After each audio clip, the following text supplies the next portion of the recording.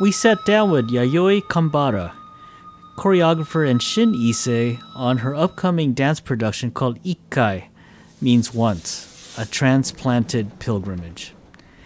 As you will hear, the show really is a reflection of her ever-evolving personal journey of identity. I always felt, my parents were at first like, well, Japanese Americans are very different from Japanese people. Their understanding of the language is much older, they eat different foods almost, and so it's just an older culture. And I was like, okay, yeah, that makes sense. And like being back and forth from Japan when I was younger, I could understand that.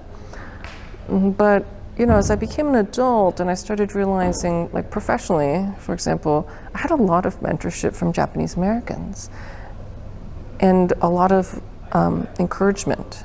And I started noticing that all of my Japanese American friends, or a majority of them, had incarceration history, whether it was their parents, their grandparents. And so that became something I was like, oh, this is part of being Japanese here. And also, I think that became part of how people saw me, because I speak English fairly like most Americans do.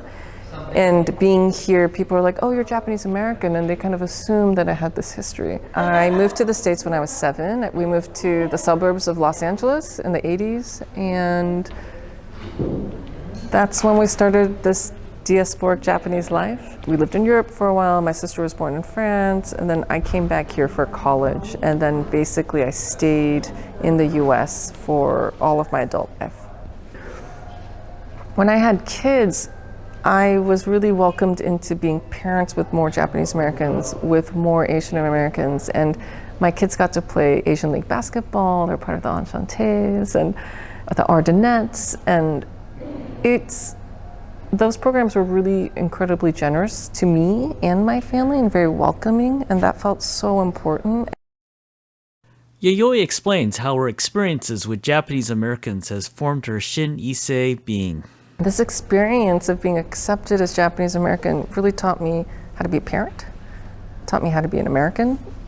How do I pack lunches here? It's a little different, I mean, everyone's really nice about food in San Francisco, so I can make onigiri, no one's gonna laugh at my kids. But when I was growing up in LA, it was like, what are you eating?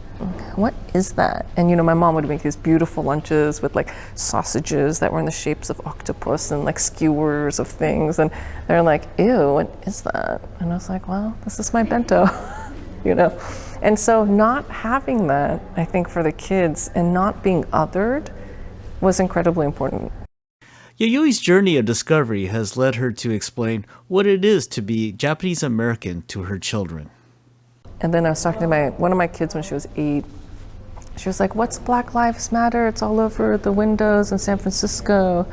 And I had to explain that, well, not everyone has the same level of citizenship and belonging in this country, and so people are treated very differently. And I was reminded by my Black colleague, who's also a dancer and choreographer.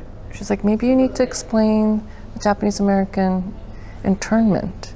And I was like, okay. And then so we started going through that, and then she had this recognition of, oh, so if we look like what we look like, and it was World War II, we wouldn't have our house in San Francisco. I'm like, yep, that's right. And so that led us to a journey of what does it mean to be American.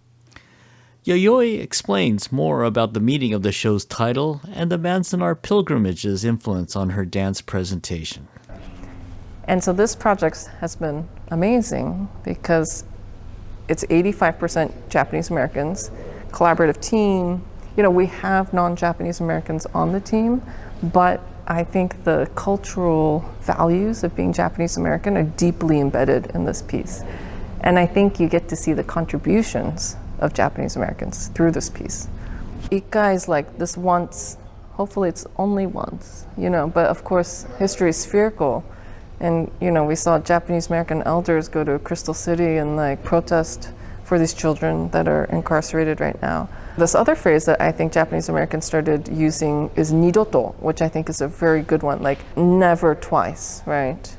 And actually that's the name of our XR exhibit, but I really loved how Japanese Americans use Japanese, actually. And so ikkai means once. I just thought non-Japanese speakers to know that ikkai means once. And the transplanted pilgrimage, that part of the title comes from the fact that Mia Summers, Brian Staffenbiel, and I, we went on the pilgrimage to Manzanar with San Jose JSCL.